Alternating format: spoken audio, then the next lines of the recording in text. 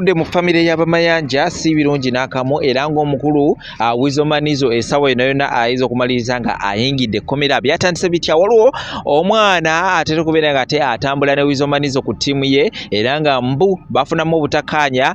Wizomanizo kwe kusalawo n'abeera nga ate akwata ebiso n'atandika okubeera nga ate afumita omwana ono era ekyaddako mbu omwana ono ne bamuddusa mu ddwaliro wali ensambya. Bwe baatuukayo abansambya baba bategeeza nti omwana ono yafunye accident olw'ensonga nti yali takyategeera ng'ali unconscious era naye teyasobola okubeera nga ate amanya biki ebyaddako awo. Kakati n'ebyama bitasobola okubeera nga tebivaayo ku ngeri Wizomanizo gye yasobola okubeera nga ate akolamu ekikolwa kino. Sagala kubeera nga tejogera bingi nnyo, obutambi buyina agenda kubeera nga ate bukutirawo awo osobola okubeera nga ate ensonga ezo nazo oyongera okubeera nga ate oziwulire naye nga byo ebintu si byangu n'akamu. Famire eno yo erabika nga ya ntalo era nga kinajjukirwa n'omuyimbi radio naye yafa mu ngeri y'emu yeeyo ya ntalotalo kulwanalwana era ng'ono bamukubira mu bbaala teyasobola okubeera nga ate azimattukayo. So agenda kubeera nga ate bikutirawo awo osobola okubeera nga ate ensonga ezo nazo oyongera okubeera nga ate omanya awa gye byava nawa awa we bituuse akadde kano. Tula butuuzi kalira video teeka ekigalo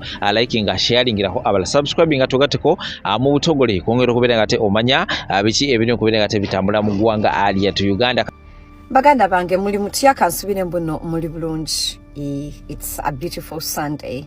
Kansubire namwe Katonda waffe abankuumidde. Nsaba ka video kange kaneeno mukampeere buli muntu gwe kayina okutuukako. Mwe muli Uganda Police, mwe muli abasawo ab'ensambya, mwe muli bloggers abamu, mwe muli emikwano, mwe muli abazadde. Bantu bange, around the second week of January 2026, Wizomanizo amanyikiddwa nga Douglas, I think Seguya, is it Seguya? Seguja Mayanja yafumita omuntu ekiso. You had me. Yafumita omwana gwe yali abeera naye ekiso. Omuvubuka ayitibwa Sami. I'll tell you more how all this started on my live. Jengenda okukuma ku live eno njagalako abantu abatali bafani. I don't want bafani Baba Mayanja. I don't want apologies of the Mayanjas, but I have each and every proof of what I am talking about. Njagala mu mpitira abantu abalumirirwa omuntu owa wansi. Njagala mu ntagingira abantu that cannot be bribed. Njagala mu mpitire Uncle Peng. Njagala mu mpitire any other person that you really think can help us in this. It is very sad that this happened in January. It's coming to 4 months, and some people knew about it. The police knew about it. Of course, Wizo's family knew about it, but it's very sad that some bloggers knew about it and nobody said shit. Wizo yafumita omuvubuka gwe yali abeera naye ekiso mu lubuto. Ne bamuadmitinga ensambya, ne bamugyamu akataago nga tebamugambye, and well, all that was, you know, they sat and they stopped him from pressing charges and all those things, and they tried to negotiate, agreeing that they are going to treat him. Biru ey'ensambya was totaling to an amount of 8 million. They paid it. Actually, Mwami Mayanja, Muzeyi Mayanja, yasasula eze sente. Naye omwana yalina okufuna after operation care and medication, which involved taking vaccines here and there, because all of us know the purpose of the spleen. Without the spleen, you are getting constant infections. The boy is, as we speak, his belly button oozes pus, blood, sometimes pus, and guess what? Wizo was like, I'm not giving you a penny. Actually, if you threaten to go public, I'll tell people nti wali okwata mwana wange mu busolo. Nti wali okwata star mu busolo. Actually, Weasel stopped trying when I think that the guy tried to talk to Sandra Teta namwemula omuvubuka naye out of frustration navuma Teta Weasel namugamba kovumye mukazi wange kati ogenda kufa namugamba don't talk to me again, go and talk to my lawyers. Actually nenda kugenda ku police mbagambe nti wali okwata omwana wange mu busolo. Namugamba ajja kumutta. Namugamba if it goes public, guys bingi. But it's painful that Uganda police chimanyi. Uganda police knows because initially there was a witness. There were witnesses. Waliwo omukozi bamwitwa Emanuela oyo Weasel gwe yali ayagala okurapinga. Oyo omwana naye yagenda nalopa Weasel ku police. Weasel omwana namugoba. There was another boy called Jackson. So there is already a case at Katwe. But this happened in January. We are coming to the end of April. There are people you people, I don't know. For how long are we going to be for how long? Madam Percy, I have your audio zinga woya onomano obutagenda ku police. But for how long are you gonna do this? Can't you really see that your son has a problem? For how many dead bodies do you want to see? Murujaro. Do you really think you're helping Weasel? As for Sandra, you're the reason why Weasel stabbed that boy. But then I've listened to your audios and I'm so heartbroken. Teta, you're a mother. Teta, you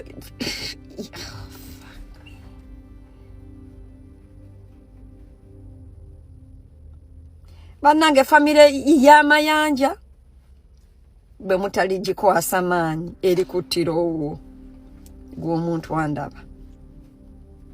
Nindaba playingira audios ku live nayenga omuvubuka ebigambo bye ebisembyeyo kambiba playingire waneno muwulire.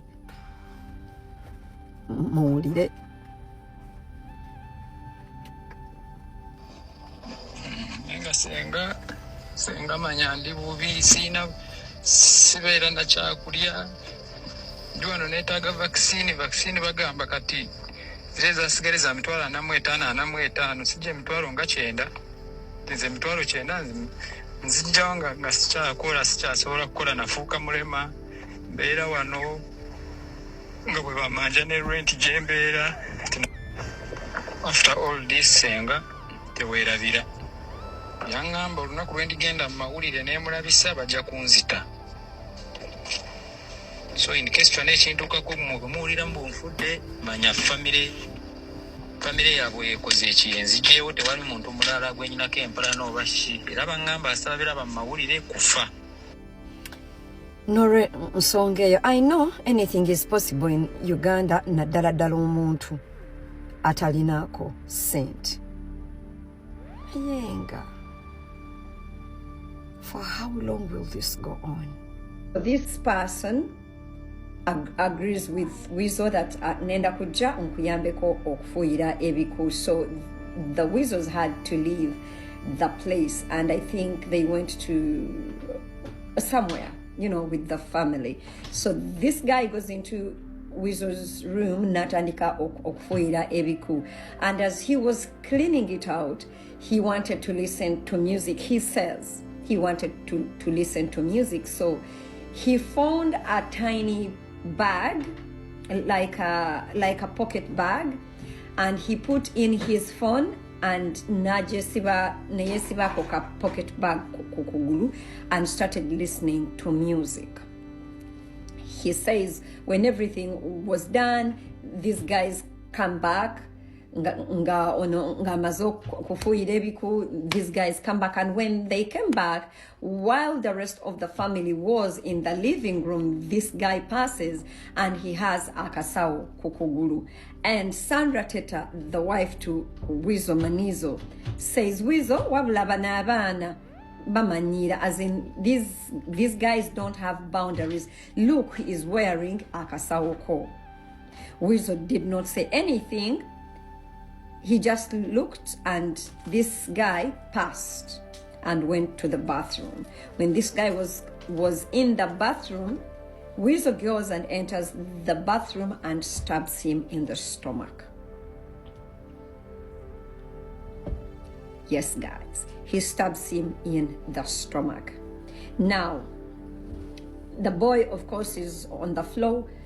Avamu omusai Ali, are passing out. So they get him, neba muteka mu motoka, and bamudusa mu dwaliro. Mama Wizo oziseeka abaana abawera olw'ebintu weebiti. Kimanyi oli maama. I can understand your fears as a mother, but you're not helping Douglas if you are not applying punitive measures. You are not helping him. And guess what? Every time there is blood on his hands, it's not stopping, because blood does not go on its own. His children will inherit it. So you are not helping. You're enabling a generational curse to keep going on and on and on and on. Mama Daga, oli muzadde nange ndi muzadde. But you must love your child. You must love your child so much that you cannot stand them do wrong anymore. You have to hand him over. Radio bwatyo bwe yafa bintu bya kisiru kwagala kulagako maanyi. Bwatyo bwe yafa paka kati mumukabira paka kati Wizo yavaako olwakyaliwe.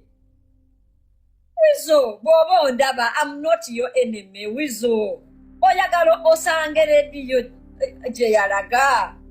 Wizo, you want to send more Ugandans to where radio is? Really?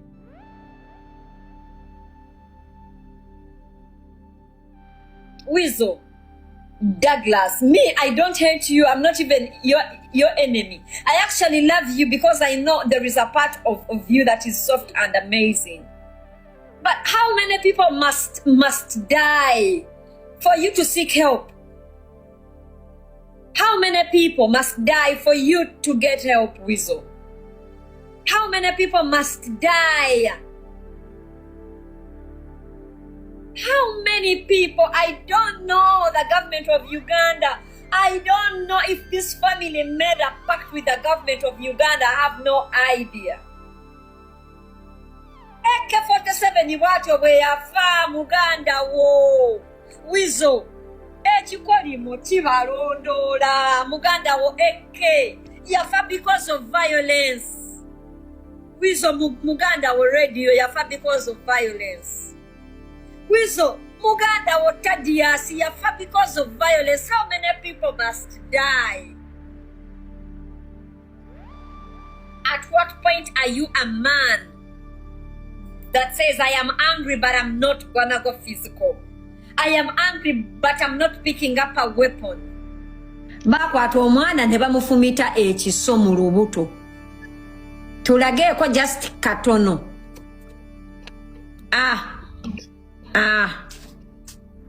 Big cacao.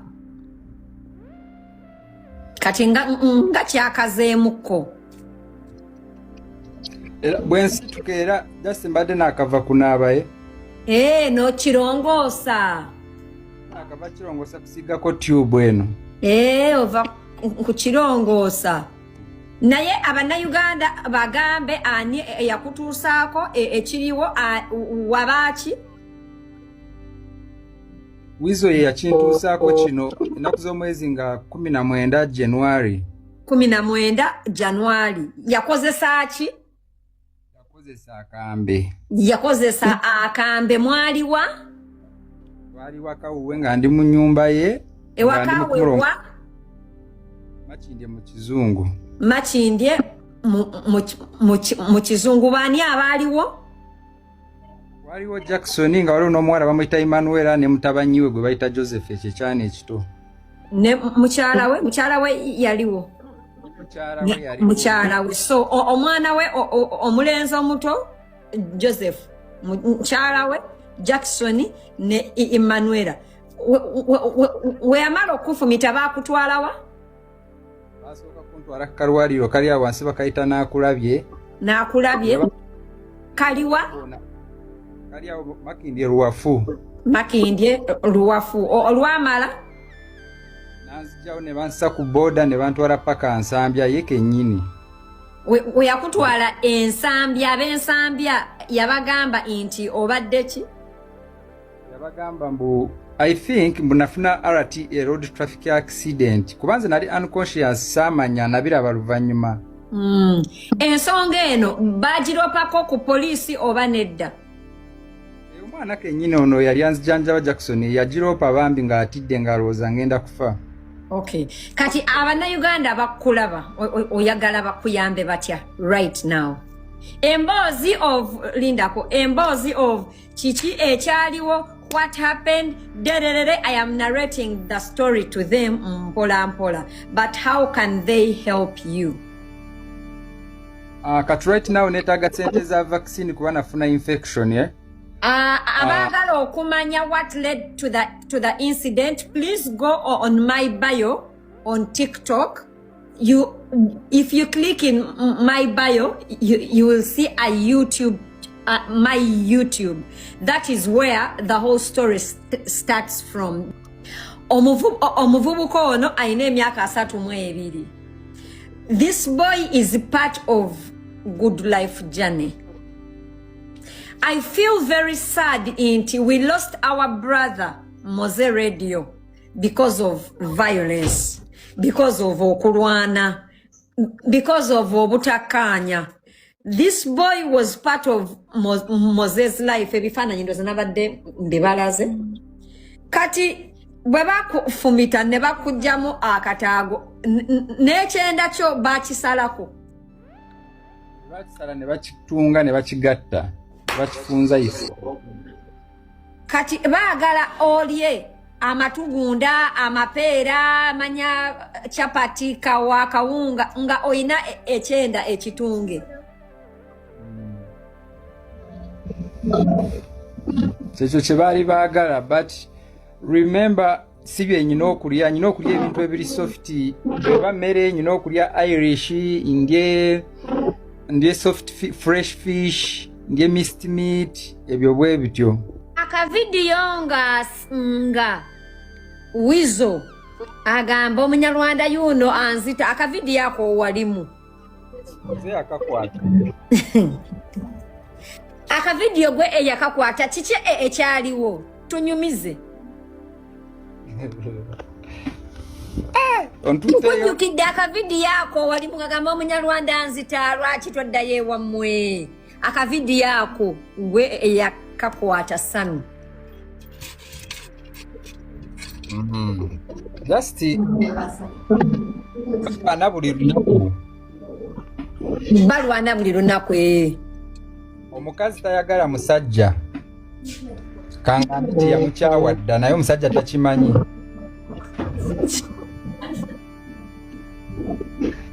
Wanji? Bwe bafuna ssente bwe bati. Katugeze ne bagenda eyo oba bafunye akasho ne bafuna ssente. Omukazi amakinga sure okulaba batuuka waka amwekyangirako omukazi n'amala yenaddayo akomawo ssente nga ziweddewo. Waliwo ne audio gye nnina mukazi wange yakakoma leka noonyeka audio ako.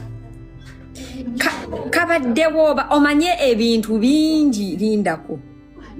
Biso okutereera omukazi avuddewo bw'asobola okutereera naye ng'akyalina oyo omukazi tasobola kutereera. Ate ajana kufa oyo omukazi ajamu n'olwo olunaku lwe yamutomera olulaba byonna ndowooza babadde batamidde. Nze nga sinayogerako nti Sandra yatunda emmotoka z'omugenzi radio.